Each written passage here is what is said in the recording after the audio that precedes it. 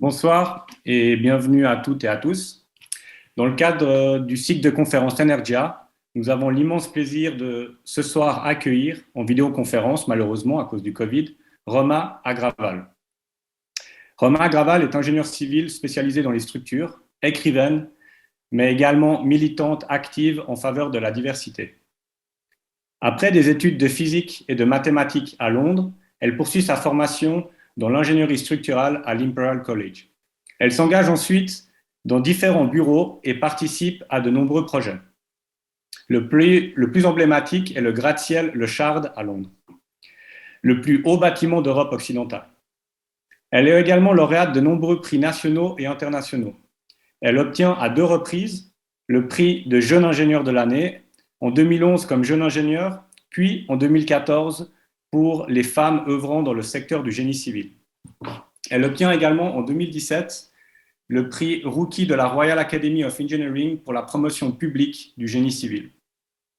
Le travail et l'implication de Roma Agrawal résonnent parfaitement avec le thème de ce cycle de conférences, de par l'énergie particulière qu'elle porte dans la recherche de solutions efficientes dans ses projets, permettant ainsi de rendre l'impossible possible. L'invention de la méthode de construction du sommet du Shard ou le dimensionnement des fondations de ce mastodonte en sont de parfaits exemples. De plus, son énergie et son engagement pour la promotion du génie civil sont remarquables, que ce soit auprès du grand public et des nouvelles générations, comme aux groupes sous-représentés, notamment les femmes. Sans plus attendre, je vais laisser la parole à Roma, mais juste un petit point encore, n'hésitez pas à poser vos questions sur les chats et les différentes plateformes durant la conférence. Elles seront posées à la fin de la présentation. Roma, thanks again for your availability for this conference, and please, the floor is yours. Bonjour, thank you so much for having me. I would really have loved to be in Geneva today, but such is the world right now.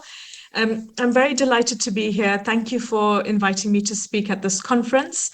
I was very fascinated by the topic of energy, and I was told to interpret this word in whichever way I like or in whichever way I find interesting. So what I thought I would do is to tell you a little bit about how I have spent my energy as an engineer, as a person during my career.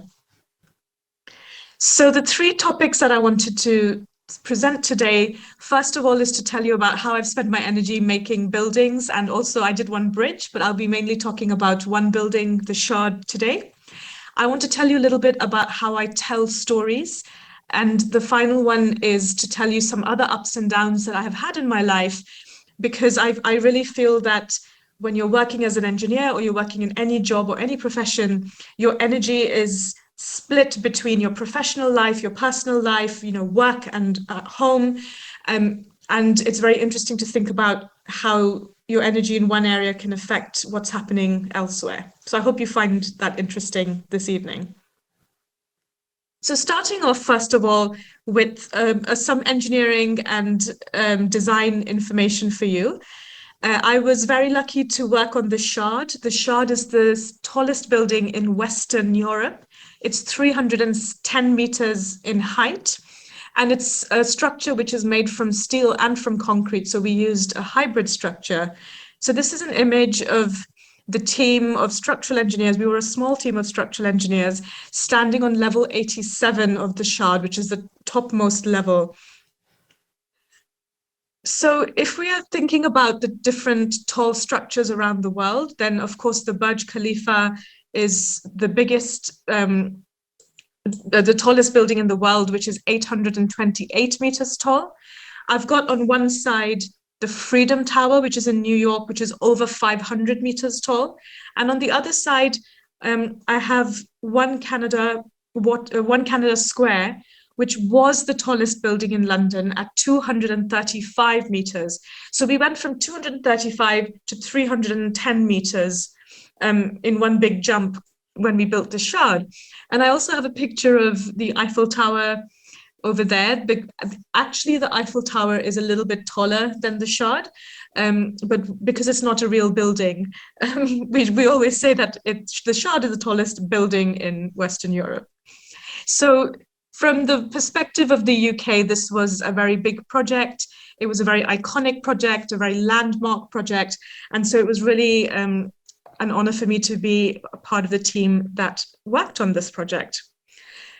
So, of course, there are so many different things I can talk to you about the Shard, but I've chosen two main sections of the building. I wanted to tell you a little bit about the basement structure, and then I also wanted to tell you about the very top portion of the building, which will give you a bit of an idea of two very different techniques and two very different materials. So this is the site at London Bridge.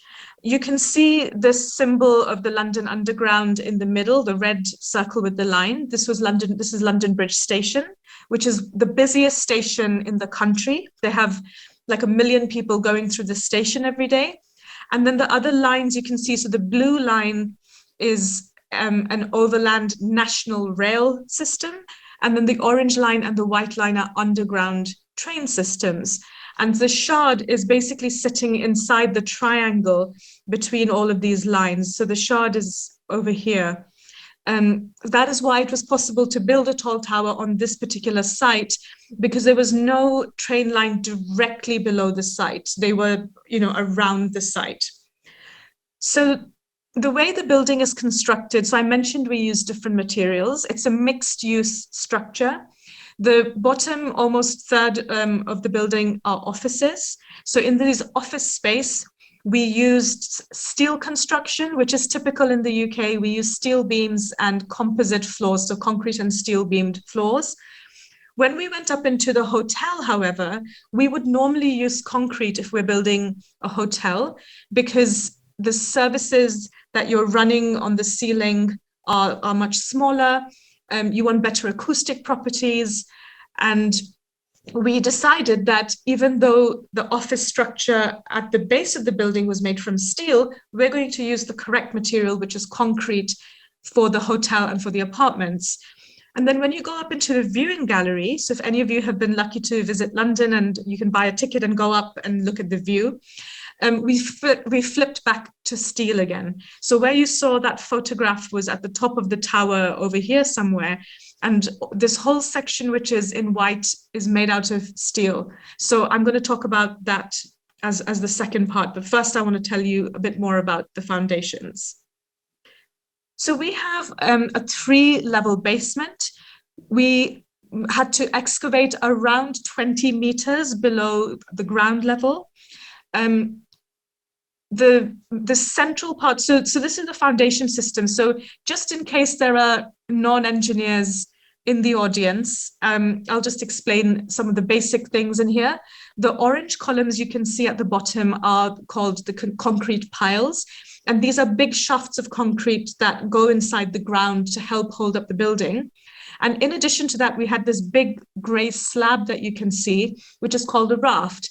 And the raft and the piles are working together to form the foundation structure of this building to keep it stable.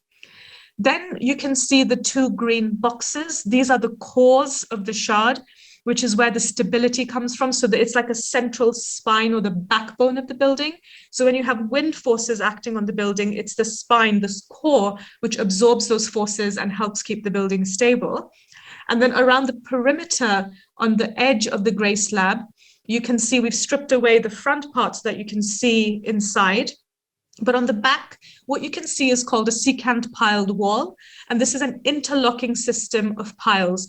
The reason we need to use this sort of system, particularly in London, is because the top few meters of soil is very poor. It's very porous. There's quite a lot of water in there. It's very loose. So we have to make sure that the foundation that we're creating, this wall that we're creating, is not going to allow the soil to move too much. And then below that is clay. So this is next to the River Thames. London is basically around the River Thames. And the River Thames has basically been depositing silt on its banks, which has created clay in the long term. So clay, it can be quite a good material to build in some ways, but in other ways, it's quite a variable material, because when it gets wet, it expands. When it dries, it contracts. It's not very strong. There's a limit to how much pressure it can take. So that's why we had to have this hybrid model for the foundations. I also mentioned to you that there were all these different tube lines running around the building. And so one of the biggest challenges we had was, how do we minimize the amount of movement that is going to happen in these surrounding structures while we are digging this huge hole into the ground? So we had a hospital across the street. We had the train station, which I kind of showed you on the plan. That train station has some historical and heritage importance. So it was very delicate and, important that we looked after that. There was a bus station on one side, and of course, all the very, very busy roads around London. So we had a lot of monitoring. So we had nearly 1,000 different points around the site where we placed prisms. And then we had around 15 monitoring stations, which basically shot lasers out to those prisms. And we were constantly monitoring how much settlement or movement was happening in all the different structures around the site. There was also time pressures, because obviously we want to try and minimize the cost and the time on the program. So for these two reasons, firstly, the movement of the structures around the site, and secondly, to reduce the amount of time and budget on the project, we used a method called top-down construction. Now, some of you might be familiar with this technique, but if, in case you're not familiar with it and you've never heard of it, it's a really interesting technique where you basically are starting at a particular level. In our case, it was ground level, and you are digging down and you are building up at the same time. Now, this method of construction has been used in a number of different structures around the world. However, we believe that this was the first time such a technology was used, or such a technique was used, on a skyscraper, but particularly to build the core, that central spine of the building. So it was a very interesting, exciting, and sometimes slightly scary experience for us, because we didn't have a lot of precedent as to, we couldn't look up, oh, how did somebody else do this before? So I wanted to talk you through that technique of top-down construction. So this is the existing site. So on the left, you can see some brown structure. This is the old brick viaducts for the London Bridge station, which were built in the 19th century. And the other shafts, the grey lines that you can see in the ground, were the existing piles that were there from the tower that was demolished to make way for the Shard. Because we were using piling rigs to drill down and create the piles, it's very risky to try and bore through the existing piles. So we took the plans of the existing piles and basically created a new pile layout that didn't interfere with this existing structure. So we then installed our new concrete piles. So using the piling rigs, they dug the deep holes into the ground. The piles were typically about 50 meters long. So it went all the way through the clay, and then they were bearing on top of a layer of very compacted sand, which has a really high capacity. And this is where we did something really interesting, which is, while the concrete was still wet, we installed what we call plunge columns, which are big, heavy steel columns to a certain depth into that pile. So that's not normally how piles are built, but this was something that we needed as that extra feature to enable us to do top-down construction. So what we then did was we built the ground floor slab. So you can now see the ground floor slab is this thin blue line here. And then we dug underneath that. And now those steel plunge columns that we put inside the piles became the supports for this ground floor slab. So we went down about halfway into our excavation, and then we set up the slip form. So again, if you're not familiar with the term slip form, what that means is it's basically a giant piece of machinery which we attach to the top of the steel columns. And then it's almost like, if you imagine if you're baking and you have a mold and you're pouring the cake batter into that mold, you're basically pouring concrete into this mold, and it shapes the concrete so that it allows you to build these concrete walls that form the spine of the building. So those steel columns, which I told you we don't normally use in a normal construction for a foundation, it had two purposes. One is to hold up the ground floor slab, and the second was to create the foundation from which we could build this slip form. So what we continue to do now is to build the core upwards. So you can see that structure has gone up. And what you can see below this is that the core is incomplete. So at this stage, we have completed our excavation. We have cut down the concrete on the piles so that they line up with this level. And then we also have exposed the steel columns. You can see the steel columns below that. I'm so sorry if you can hear a child screaming in the background. I don't know if you can hear my kids crying or not. So this was a very important stage in the construction where we had to make sure that these steel columns, which are now exposed and are holding up a lot of the building. So we built 20 stories of the core before we actually placed the foundations. We had to check the design was really working. And then at that point, we came in and then we could complete the foundation. So what you can see here is normally what you would do is dig a big hole, create the foundation, and then build upwards once the foundation is finished. But over here, essentially, the day we finished the foundations, we already had 20 stories of the core already built, and we had a number of the steel levels also built. So that was a big advantage of using this unusual form of construction. And the other big advantage, I'm just going to go back a couple of steps, is, for example, in this slide where you can see the ground floor slab has been built with a hole in the middle. That ground floor slab is really helping to prop up the edge walls and stop them from moving as we're digging down. So it helped to keep the structures around quite stabilized.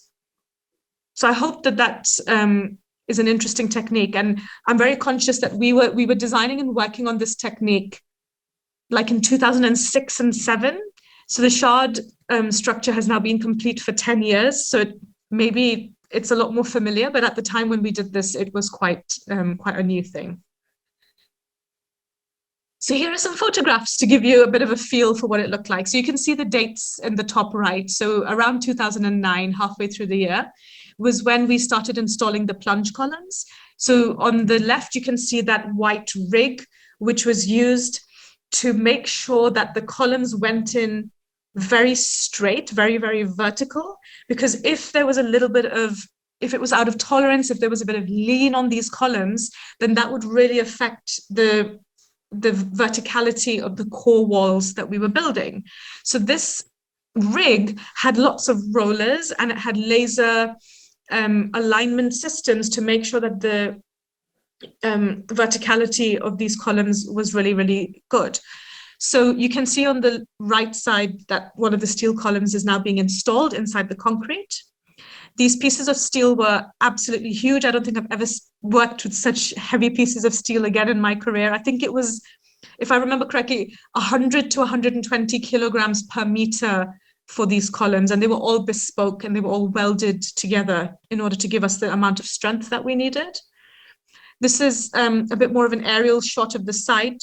So at this point, the concrete piles have been installed, the steel piles of columns have been installed, and on the bottom left corner of the screen, you can see that they started to cast the ground floor slab out of reinforced concrete. And then we've completed the ground floor slab. We started digging down underneath the slab, and then you can now see in the central, that hole, these are the plunge columns which are now exposed. And that is what we use to set up the slip form rig, which you can see is now starting to come up. We're starting to build some of the main structure, which are the white columns you can see in the front. And I mean, it should give you a sense of scale. This is about 20 meters by 20 meters. You can see some people over here in high-vis jackets. It's a big piece of kit. And then that went off and started moving upwards. So this is when the core was about 30 to 35 stories tall.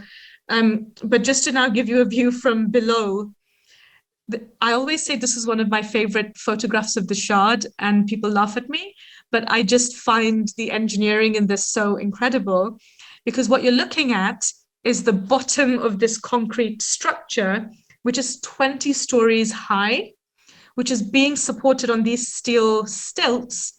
And you can see the concrete piles, which are slowly being broken down, but there's no foundation, there's no slab, the raft is not there. So this is really like we're holding up this skyscraper on top of stilts. So it was a really incredible moment to be able to see that on site. So the next thing I wanted to tell you about is the spire. So the spire is the very top portion of the building, which is where the viewing gallery is, which I mentioned earlier. And we flipped back to steel for this portion of the building.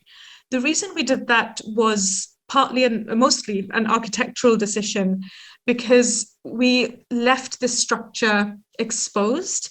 We had our facade on this structure, and we wanted to create that transparency so that when you're looking up at the Shard, you can kind of see this open section at the top, or if you're standing in the Shard, then you really feel this sense of openness when you go up and have a look. So the shape of the Shard is quite, there's lots of different facets, there's lots of different angles that we're dealing with. So in the middle here, you can see a structure which is a steel core, which was basically anchored to the top of the concrete core, which we saw was rising up in the previous section.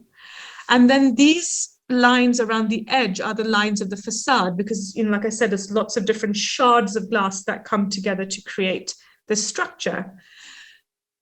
So what we had to do to form the floor, so this is a plan of the floor at level 78, was to join up the outside pieces of the Shard, the facade, to the central core, which is over here. And then we created a staircase in the middle that goes through the core for access.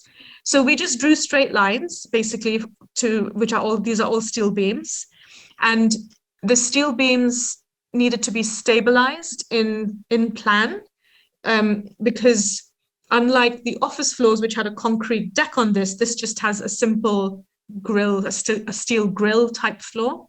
So that's why you can see all of this bracing, the diagonal pieces there for stability. Now, the normal conventional way to construct this would be to lift all the pieces of steel up and then individually bolt them together. But remember that we are building the highest pieces of steel in the country, and that's not a very safe technique. So we wanted to minimize the amount of manual construction that was taking place at height. So we split up the spire into these modules. And each of these modules was then constructed in the factory. So it came like a piece of Lego or something that we could then just assemble on site. And our constraints were that each piece had to be lighter than 7 tons, because that was the crane capacity. And it had to be, I can't remember exactly what the width was, if it was 2.4 meters or 2.2 meters, so that it fit into a truck. Because we are transporting all of this steel from the north of England down to London. And if these pieces were wider than that, then the trucks would all need a special police escort to travel on the motorway. So we had these two very practical, real constraints that we had to work with. And so each of these modules was designed to make sure that it complies with those restrictions.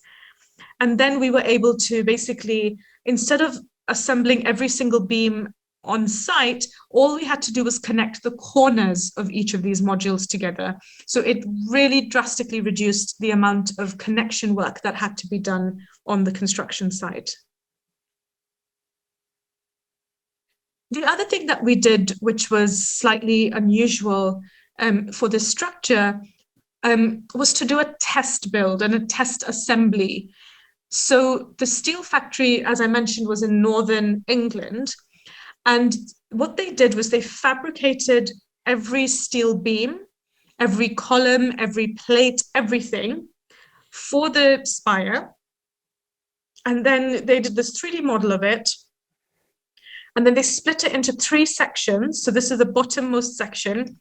And then they put it together as a test. So they literally, in a field in Yorkshire, just built the spire. And what this let them do was to check that if there was any issues with tolerance, if any pieces of steel were a little bit too short, a little bit too long, if something didn't fit together properly, they could fix all of these issues on site. They labeled every single plate, beam, column, bracing, everything was labeled. And then the same team of steel fixers that did this test assembly, came down to site in London and then recreated the structure on top of the shard.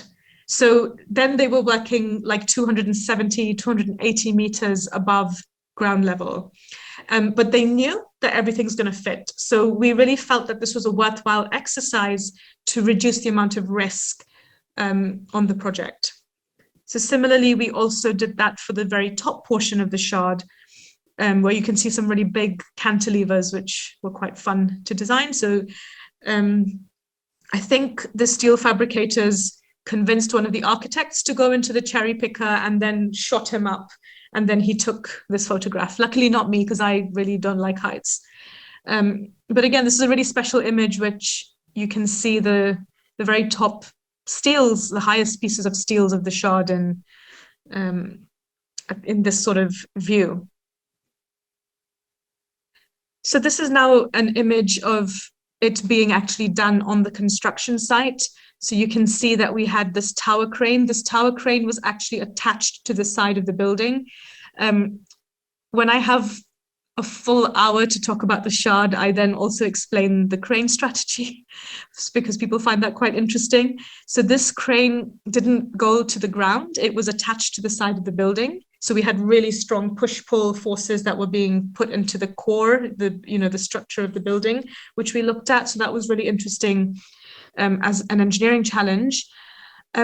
We also installed a crane at level 72, which is somewhere around here, if you can see my mouse. And then we lifted in all these pieces of steel. And then the last thing we did was to put another crane at the very top of the tower, which this is an image of that crane. And then people always ask me, well, how did all these cranes come down? And that's a really, really good question.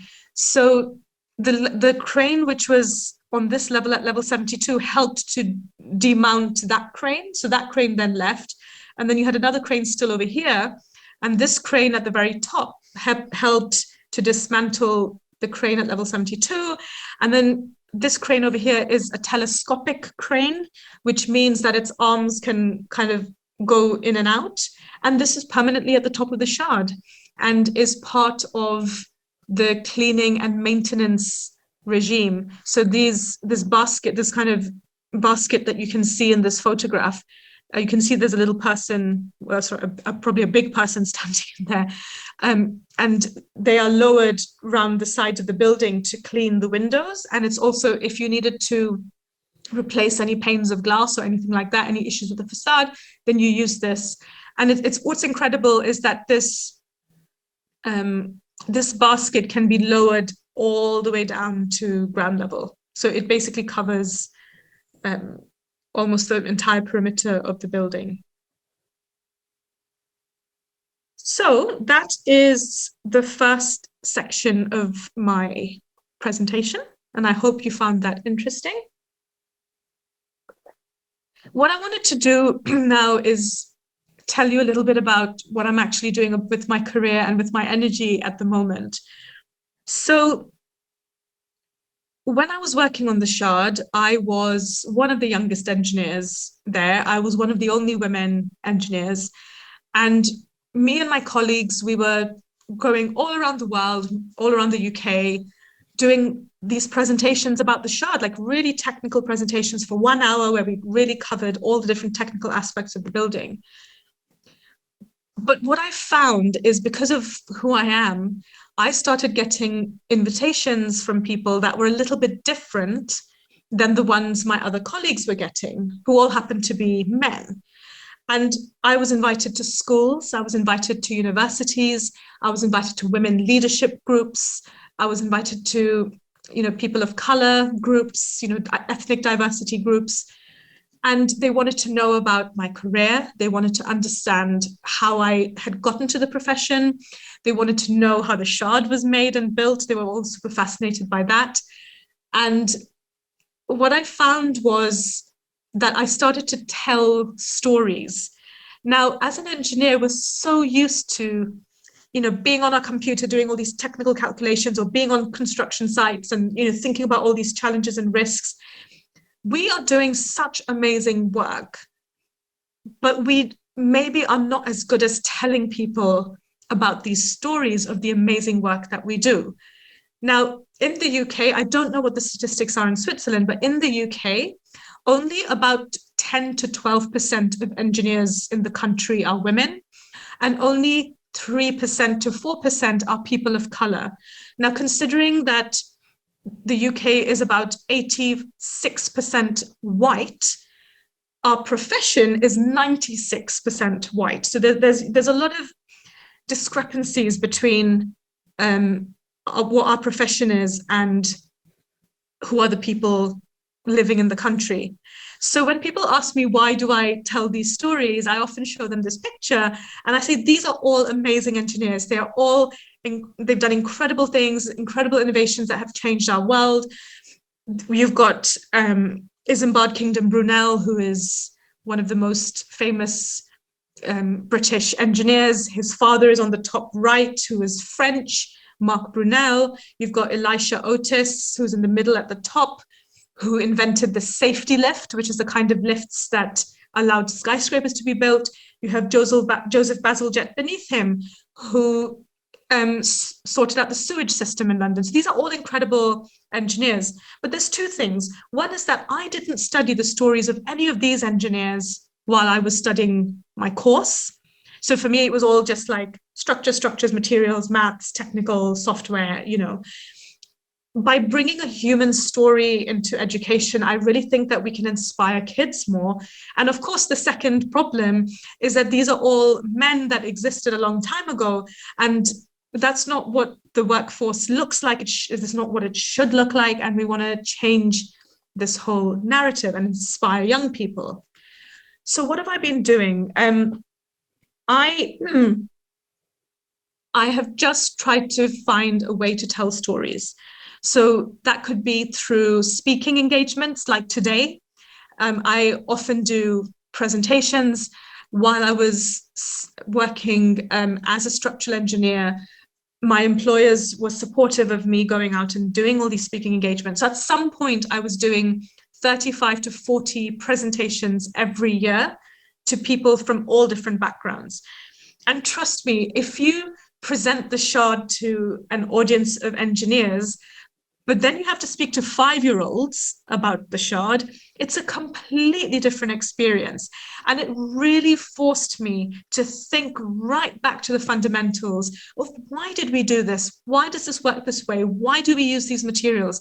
Because trust me, 5-year-olds ask the most challenging and difficult questions. They're my most scary audiences, speaking to 5 or 6-year-olds.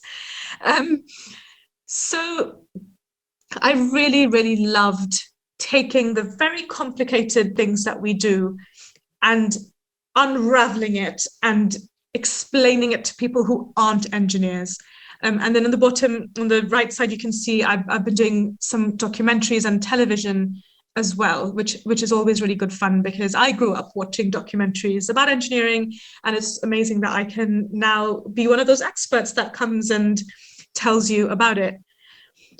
So I'm doing all these presentations every year, and at some point I'm completely out of energy. I'm exhausted. I'm working and I'm doing presentations. I'm doing all this stuff. And then somebody said to me, would you like to write a book? And I honestly looked at them and said, you must be joking. I hate writing. I'm a terrible writer. This is a very bad plan. But then I had a few more meetings with them. They started to convince me. And I ended up writing my first book, which is called Built. It took 4 years from the time I came up with the idea to the time it got published. So this is a paperback copy of the book. And this is a book about structural engineering, which is not aimed necessarily at other structural engineers. So anybody can pick up this book and read it. And the most interesting part of the research for that book for me was the people, was the history, all the kind of stuff that they don't really teach us, at least in the UK education system. That's not something that we learn as part of our engineering course. But I found it so inspiring to know this is how the Romans built stuff. This is how the Incas built stuff. This is how the Egyptians built stuff. And I just found it so, so interesting and fascinating. And the book has been translated into 9 languages, unfortunately, not French. But it is available in German in case you speak German. And it's sold, at least the last time I checked, over 50,000 copies around the world. And I find that really, really touching, because that's not something I ever expected to do in my life. I get emails from all around the world, and the ones that really, really hit me are the ones from young engineers, particularly young women engineers, who write to me and say, you really brought to life what engineering is about and what I'm studying on my course. And I'm inspired to go on and change things. And I also love getting emails from people who are not engineers who say, because of you, I'm now looking around me and trying to appreciate our world, our surrounding world, in a more deep way. And that's all I wanted to do. I just wanted to change the perspective of people who don't understand what engineers do. After I wrote this book, I then wrote a children's book. So if you could hear my child screaming earlier, that's her in her digger outfit, because of course I bought her a digger outfit. And then you can see me and Katie Hickey, who's the artist on the right. This is the Riverside Bookshop in London, which is very close to the Shard. And what I really loved about doing this book, so it's a big book, and I'm going to mess up my screen now, is this incredible artist was basically able to bring to life, see, I've broken it, using art, the incredible structures. So this is an ancient well system from Persia. And she just was able to take all these different concepts and create this really beautiful book. This is the Shard. And my background is her artwork. So this book came out in September, and within the first 3 months, we sold 10,000 copies just mainly in the UK and some other English-speaking countries. And I was completely astounded at the reception to this. And I think my biggest customers are other parents who are engineers, because they are fed up of trying to explain to their children and their families, what do we do? And now they're like, look at this book. We can explain to our kids what it is we do. And for me, the most important thing, again, if I'm thinking about stories, is I have got structures from all 7 continents in this book, including Antarctica. I've got structures from underwater. I've got structures which potentially can be on the moon. So I wanted to kind of cover as diverse a global range as possible. And I've got role models from all over the world, from different ethnicities. I've got stories of women engineers, of gay engineers, of Black engineers, all sorts of people. And I just want to tell their stories. I just want young children to be inspired by their stories. So what I'm doing now is, because of the pandemic, because of my baby, because all of these things all kind of came crashing at the same time, I decided to leave engineering design for a little bit, and now I'm writing another book full-time. So my 3rd book is called Nuts and Bolts, and it's going to cover 7 small inventions that change the world. And I'm finding it a really interesting and challenging experience, because these books were about what I do, what I've studied, what I've practiced, but Nuts and Bolts is covering a full, big, broad range of engineering. So I've really loved learning about all different types of engineering and amazing stories. Now, when I think about my life, my work, my personal life is 100% intertwined, because, for example, this decision to leave engineering design, at least temporarily, was because I had to really balance all the different challenges and things that were going on in my life. So just coming back to that topic of energy. The first point I've written up there is offensive success. And I try and use that phrase to explain what I find a very difficult thing. It's a very difficult thing to explain and articulate in a way, because I'm a different engineer. I'm a woman of color. I was quite a young engineer when I was working on various things. I was generally the only woman in a meeting. I was generally the only person of color in a meeting. I was usually the youngest person. And this affected my confidence. And it's something that I had to really work on to develop. When I started then finding this kind of success in my career, working on the Shard, working on this stuff, I was really supported. People were very encouraging and so on.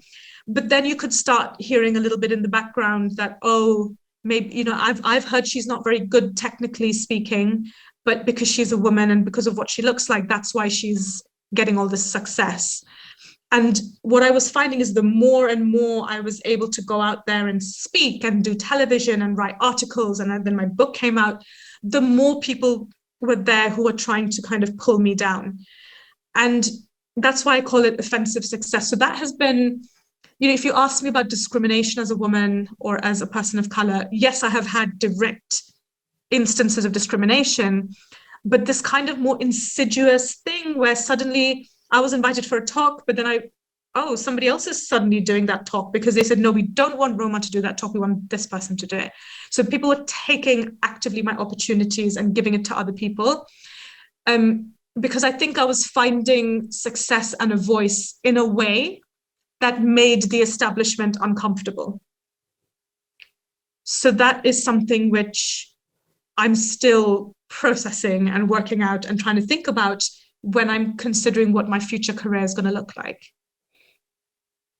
Tied in with that, I underwent IVF treatment. So that I went through 3 cycles in the space of about a year while I was working. And this had a big impact on my physical health, my mental health.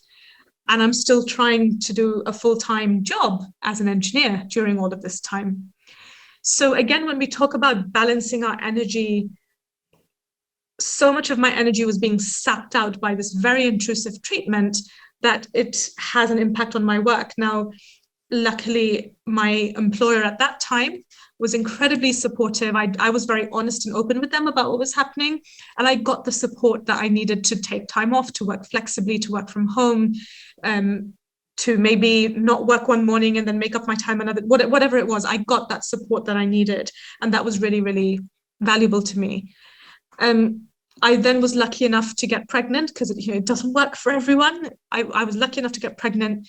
I then started developing anxiety about the pregnancy. I had my baby and she's healthy and great, but I think all of that stress which had built up, physically, hormonally, has led to mental health issues, which I'm still working through. And then we were hit by the pandemic and so much has changed and happening. And I know that people are now starting to talk about mental health a bit more, because all of us have been affected so strongly by all these lockdowns and isolation and being away from our family and all kinds of things, new parents, whatever, the big changes in life, we've lost people, whatever's happened. So I talk about it because I think it's really important to remember that we're not just engineers or writers or whatever we are. We are human beings that have a lot of other things and baggage and things that are taking up our energy. And then finally, I also love other things and I like to spend my energy on that as well. So I've danced my whole life. I trained in Indian classical dance and I recently took up ballet as just a new form of exercise, and I can go for a class now and it's really fun. I do yoga, and I also started knitting a month ago, and I've made myself already shoes, a jumper. I'm working on another thing, and people look at me and they're like, how have you made such an incredible jumper so quickly? And I honestly believe that my brain, which has been trained for engineering and to see things in 3D and how things connect together, I think really helps me with my knitting. And when I posted about this on social media, a lot of women actually said to me, like, yeah, I do physics and I do knitting, and I'm an engineer as well, and I do crochet. And it's been very, very fascinating for me to see this connection between kind of craft and engineering. So that's really interesting. A random little thing to finish on. So I just wanted to say thank you so much for being here and giving up your evening to listen to me. Thank you so much to my hosts for having me on this presentation. If you'd like to find me, I'm on social media as Roma the Engineer on Twitter and on Instagram. And my website is romatheengineer.com. Over there, you can find my books. You can also find some of the radio shows that I've done. I did an audio version of little podcasts about my books, which are free. So you can just download them and listen to them if that's of interest. And yeah, thank you so much. And I'm really looking forward to your questions. Thank you, Roma, for this amazing presentation. Yes, it was really nice to have not only technical part, but also your point of view about your story and how you pass through also this world of construction. So yeah, it was really nice. So I think we can start the questions if you want. So we have the first question from Lauriane. Hello, Roma. What more can be done to encourage girls to take an interest in technical careers and pursue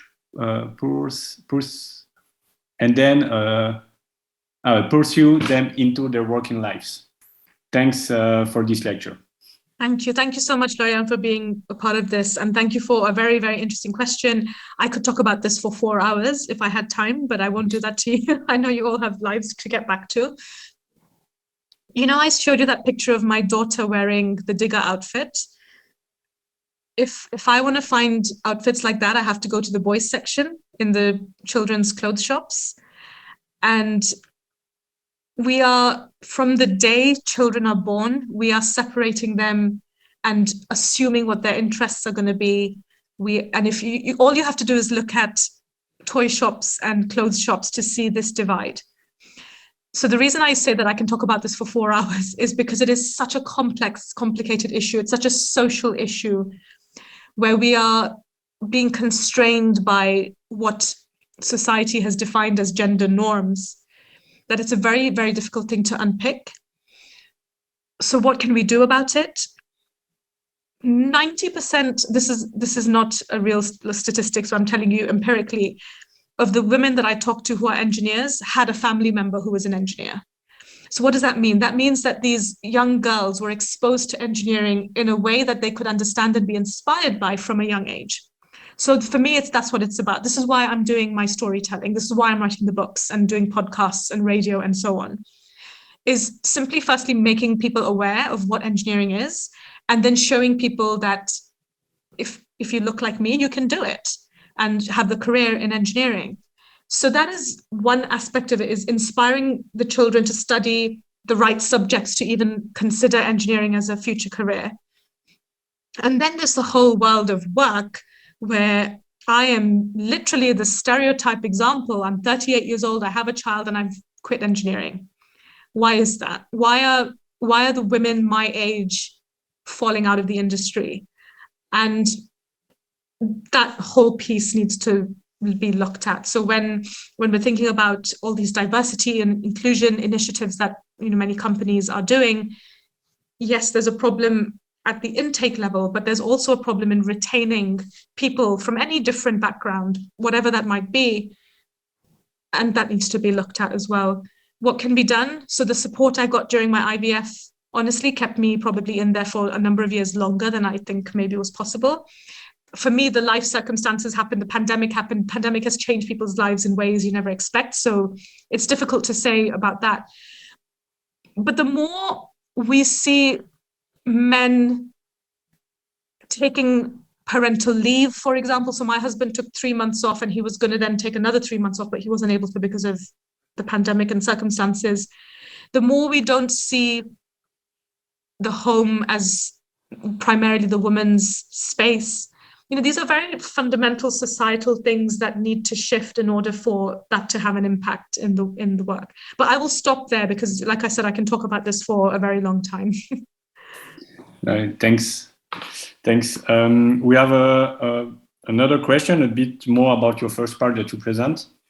What was the biggest challenge of the Shard project? Okay, that's a great question.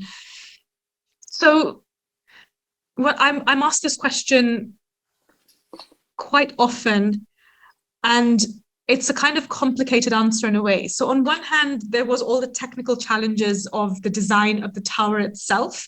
So I talked about top-down construction, the fact that we didn't have any precedents to look at to say, oh, how has it been done elsewhere? There was the challenge of the scale of it. There was the challenge of the different materials that we're using. If you're an engineer, you'll understand axial shortening, maybe. So the different materials are being compressed at different rates. That was technically a very challenging part of the building. The construction was challenging. For me, the biggest challenge was the location. So the fact that you are building this incredible tower in the middle of London, which is such a big, busy city, the roads around it, the hospital I mentioned across the street, the bus station, the train station, the fact that we're diverting traffic. How do you get 700 lorries of concrete to build a foundation into central London? What are the logistics of that? And then if you think about all the different stakeholders that are involved, you have the rail companies, you have the underground company, you have the electricity company, the water, like the list was endless. And we had to convince all of them that what we're doing is safe, that we've thought about risks, that we've got monitoring in place. For me, that interface between the structure and what was around it was the most challenging part of the project. Okay. Yeah, I can imagine in London how tricky is it. We have another question from Christine on YouTube. What is your favorite building and what would be your dream project to work on? Thanks, Christine. Thank you for tuning in on YouTube. My favorite building is the Pantheon. I really love Rome. I've seen that building twice now. The first time I went, I was a teenager and I just thought, oh my God, this is so beautiful. Like the geometry of it, the simplicity. I'm just like, oh my God, so beautiful. But then when I went there back as an engineer, I learned more about the Roman concrete, the way they had formed the dome, maybe why those recesses were there to allow some of the heat of the concrete to come off while it was hardening.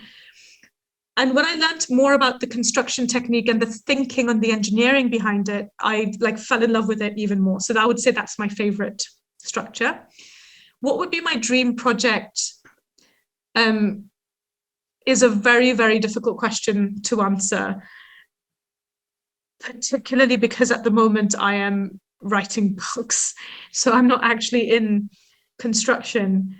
But I mean, obviously, sustainability is becoming more and more important in a way that it wasn't so focused on at the beginning of my career.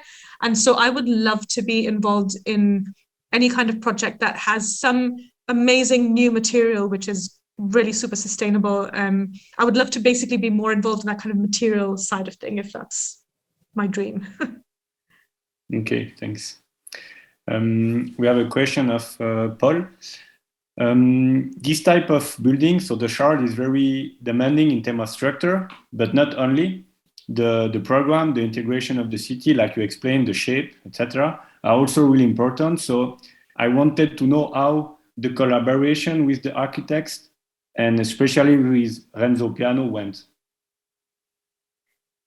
I never spoke to Renzo, but I saw him from across the office. And when I visited the Paris office, well, I only visited once or twice, I think.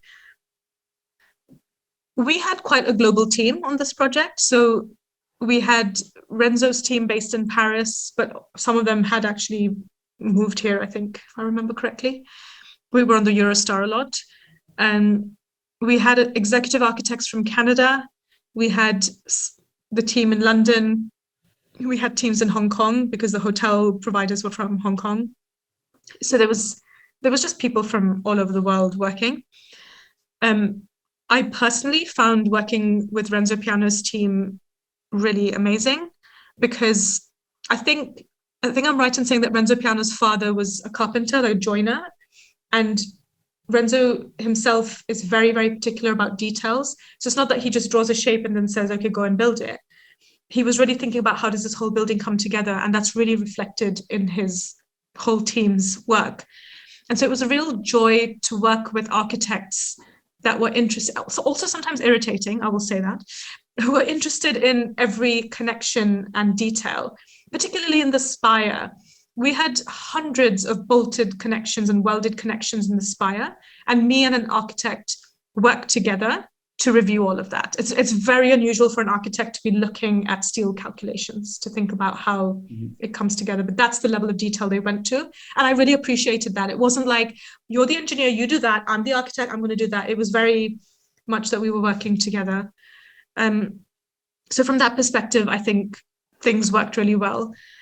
And I think the other thing that is true is because the Shard is such an iconic project and it was so high profile, we all really, really wanted to make sure it was great. So there was a very big element of motivation for the team working on the project. So yeah, I mean, it sounds all rosy and lovely. I'm not going to say that my relationship with every architect has been so wonderful, but it was genuinely a great collaboration that we had on the Shard. I'm still in touch with some of the architects almost like 15 years later. So. Yeah, I think for this kind of project, it's necessary to have a good collaboration since the beginning to reach that high level of detail and conceptual design. One thing I'll just add, sorry, quickly before we move to the next one. We worked in 2D, and people get shocked when I say this, but we're talking back to 2000 when this project started. We didn't have BIM, 3D Revit in the way that people are using now. We were literally, in terms of the collaboration side, we were literally emailing or Dropboxing each other 2D AutoCAD drawings, and that's how we put the whole thing together. So if you think about also the amount of collaboration required to do that, it was quite extraordinary. Yeah. At the end, you build it, so even in 2D, it still works. I have a question a bit different related to one slide that you present. So you said that it was a bit strange for you that you didn't have a course about history of engineering. And I completely agree. It's something really strange in our field. I'm also an engineer, so I don't know why we don't have a course at university about history of construction, history engineering, which is a bit strange because architects, which are really close to us, they got like one course per semester. And I wanted to ask you, why do you think this approach of learning about just technical things is so push, and why university are not like involving a bit more historical point of view? Because we all know that with history we can also learn about present. So what is your opinion about that? I mean, we should be asking the universities this. It's a very good question, and I would love to ask universities why this is the case. My view is that we, at least particularly in the UK, I think this is less true in the continent and in the US. We are dividing students into arts and science at a very young age. So it's almost like, you're studying A levels, and then I did maths, physics, further maths, and design and technology. So it's a very kind of technical. Design and technology did give me an opportunity to be a bit more artistic. But you generally find that people are very much like, oh, I'm doing history, geography, art, or I'm doing maths, physics, chemistry. And I think it's this divide that's the problem. So you're creating that divide. By that point already, in my physics A level, I didn't study about much history. Like I did a little bit about Maxwell or whatever, but that's it. And then you go to university, and architecture is seen more as an artistic pursuit, and structural engineering is seen as a technical pursuit. So perhaps the stereotype is, why would the technical people be interested in the softer side of things, which I completely disagree with. But I wonder whether it's that separation between basically STEM and the arts, which is creating that divide. And so I'm very pro having a much more integrated educational system where we should all learn a bit more about what each other does, first of all, but then also, like you say, learning from history about different things, I think is really important. But then also to make sure that we're not only learning one type of history. So, we should be learning about, I don't know, the way people in Hong Kong or India use bamboo for scaffolding. And what I'm saying is like have a global perspective, not just a Western perspective. Yeah, I completely agree. We can take one more question and maybe one of me, maybe to finish. We have one question of Boris on Facebook. How large was the whole engineer team for the Shard project? So in terms of structural engineers in my firm, we were about between 7 and 9 engineers. So quite a small team, which was amazing for us because it meant that we were working on big chunks of the project. We worked with, the mechanical, electrical, public health engineers. They might have been a team of between 11 to 15. So again, quite compact. Then, of course, once you started expanding out to all the different other consultants working on the project, then it started to become like hundreds of people. And by the time you get on site, then it's thousands of people. So it felt very much like it kept expanding from one stage to the next. But I think part of what helped that, question about collaboration earlier was the fact that we were quite a small team, all of us from all the different firms working together. And most of us stayed on the project for quite a long time. And so we really got to know each other over a number of years. So I would say generally it was quite a small, tight team, and we were very much like 100% focused on this project. Okay. So I can maybe ask you a last question, maybe a tricky one. No. You worked like 15 years ago on the Shard. So a bit, not a long time ago, but still 15 years. What would you do differently today in this project? It's a really good question. Thank you for that. So, I mean, the collaboration system would be one. Definitely, obviously working in 3D would be a dream. It would be so much easier because it's geometrically a very complex building. So that is one thing that I think would be done differently. I think the focus on sustainability would be different as well. And I think we did some very interesting things, definitely. So just to give you one example, the concrete that we used in the raft slab, I described the foundation, huge, thick slab that we had. So there was 700 lorryfuls of concrete, if I remember correctly, that went into that. And we replaced 80% of the cement with GGBS, which is a waste product from the steel industry. So that saves a huge amount of carbon rather than making new cement. And because of the scale of that foundation, it made a big difference. So there were a number of different things like that we did, but I think sustainability would be much more front and center and a focus if we were doing it again now in this era, which is good. I think those are my two main. Yeah, I think it's things. Two main topic already to get to this. Yes. I think we can stop here. Thanks again a lot, Roma, for your speech and your answer. It was really nice to have you. Je voulais également remercier l'audience et j'en profite aussi pour vous annoncer que notre cycle se poursuit avec une conférence d'une scientifique cette fois, Livia Bové, le 24 mars. Et on espère que cette fois, ça sera en présentiel. Thanks. Merci à toutes et à tous et j'espère à bientôt.